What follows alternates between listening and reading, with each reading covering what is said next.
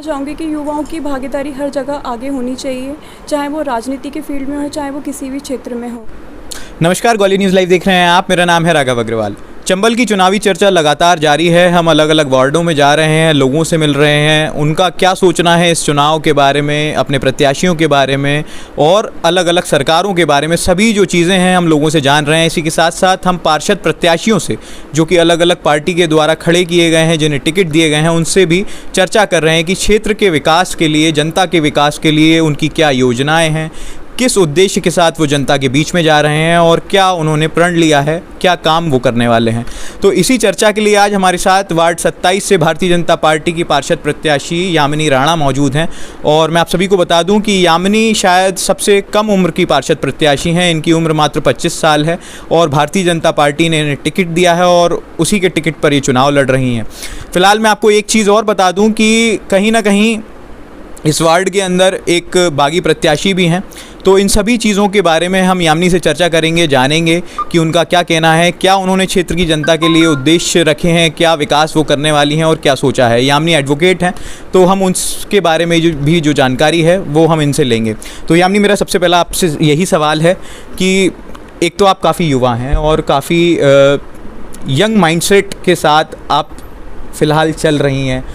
क्षेत्र की जनता के लिए आपने सबसे पहले क्या सोचा है कि क्या आप काम करने वाली हैं, क्योंकि आप एक युवा हैं तो उस तरीके से आपकी सोच भी है, और क्षेत्र की जनता के लिए कैसे आप काम करेंगी?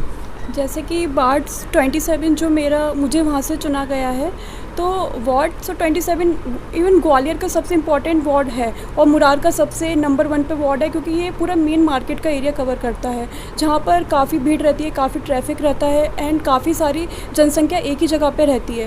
तो विकास तो एक सतत चलने वाली प्रक्रिया है, ऐसा नहीं है कि पहले काम नहीं हुआ है, बट ये होता है कि उसके साथ साथ हमें आगे और नई दिशा में किस तरीके से काम को लेके जाना है।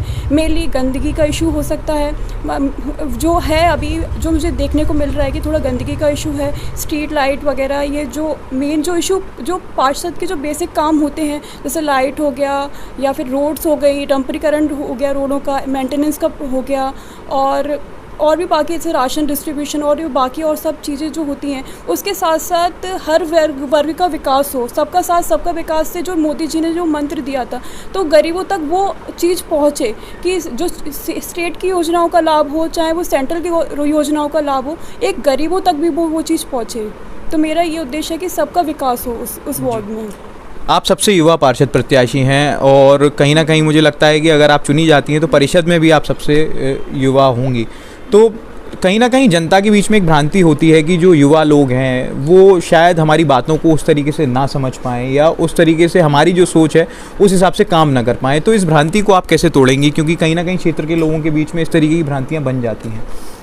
ऐसा कुछ नहीं है, युवा लोग बहुत अच्छे युवा एक नए जोश से अपनी बातों को रखते हैं और उनकी एक नई सोच होती है हर दिशा में। और एक जो होता है कि एक सोसाइटी में हर 10 साल बाद एक चेंज आता है कि हर पीढ़ी दर पीढ़ी जो हमारे जो पेरेंट्स सोचते थे हम उनसे एडवांस ही सोचते हैं। तो एक विकास का जो अगर हम समाज के सभी व्यक्ति को लेके चलेंगे और सभी जैसे एक बुज़ुर्गों का अनुभव एक जो होता है उसके साथ साथ हम युवा सोच को भी लेके चलेंगे तो हम विकास को एक नए स्तर तक लेके जा सकते हैं। मैंने जब वार्ड के अंदर सर्वे किया तो मैंने पाया कि कहीं ना कहीं गंदे पानी की जो समस्या है, गटर का जो पानी है वो लोगों के घर में कई बार जाता है। कई लोगों ने इस चीज़ की शिकायत करी। तो इस समस्या को आप किस प्रकार से हल करेंगी? ये इस प्रॉब्लम हर वार्ड में कहीं ना कहीं आ रही है और ये इस पे हम जैसे ही अगर हमारा कार्यकाल स्टार्ट होगा हम इस पे हमें विशेष तौर पर ध्यान देंगे, क्योंकि पानी एक मूलभूत जो होती है आवश्यकता होती है। पानी के बिना व्यक्ति एक दिन भी सर्वाइव नहीं कर सकता। पानी का मेन इशू हमारे फर्स्ट डे से ही सॉल्व करने की कोशिश करेंगे। पानी का इशू फर्स्ट डे से आप सॉल्व करने की कोशिश करेंगे। यानी कहीं ना कहीं आपके सामने जो प्रत्याशी हैं बाकी के वो राजनीति के अंदर एक पहले का अनुभव रखते हैं और आप अभी राजनीति के अंदर आपकी ये पहली एंट्री है और शायद आपका पहला चुनाव है। तो कहीं ना कहीं एक प्रेशर भी होगा आपके ऊपर कि चुनाव किस तरीके से लड़ा जाता है। ये जो सारी चीज़ें हैं इन्हें आप किस प्रकार से मैनेज कर रही हैं फ़िलहाल यहाँ पर? जहाँ तक मुझे पता है कि मेरे सामने के प्रत्याशी लक्ष्मी जी हैं, जो कि अभी तक कैंपेन में भी नहीं निकली हैं। तो मैं तो लोगों के बीच में जा भी रही हूँ और उनसे विश्वास मत भी मांग रही हूँ। जी। तो राजनीति की कोई एक निर्दलीय प्रत्याशी भी हैं आपके हाँ सामने। हाँ, तो वो सब पहली बार ही आए हुए लोग हैं और मैं तो आपसे यही बोलना चाहूँगी कि राजनीति में आने की कोई एक फिक्स डेट नहीं होती है, कभी भी आया जा सकता है। और भारतीय जनता पार्टी ने युवा चेहरे होने के नाते और मेरा एजुकेशन बैकग्राउंड देखने के बाद ही मुझे शायद टिकट दिया है, इसलिए मैं आगे आई हूँ।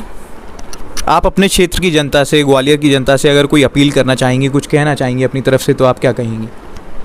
मैं बस यही कहना चाहूँगी कि युवाओं की भागीदारी हर जगह आगे होनी चाहिए, चाहे वो राजनीति के फील्ड में हो, चाहे वो किसी भी क्षेत्र में हो। और विकास को हम अगले स्तर तक तभी ले जा सकते हैं जब हर क्षेत्र का कंट्रीब्यूशन होता है। मेरा एक सपना है कि ग्वालियर इस प्रदेश का नंबर 1 शहर बने और मेरा वार्ड नंबर 1 बने ग्वालियर में। तो ये हमने आपको दिखाया। हमारे साथ वार्ड 27 से भारतीय जनता पार्टी की पार्षद प्रत्याशी यामिनी राणा मौजूद थी। उन्होंने अपने विचार और जो सारी सोच है एक क्षेत्र के विकास के बारे में आपके सामने रखी। आपका इस पूरी चर्चा के बारे में क्या सोचना है, आप अपनी राय कमेंट बॉक्स में ज़रूर दें। इस वीडियो को ज़्यादा से ज़्यादा शेयर करें, ज़्यादा से ज़्यादा लोगों तक पहुँचाएँ और बाकी ताज़ा तरीन खबरों के लिए देखते रहें ग्वालियर न्यूज़ लाइव। धन्यवाद।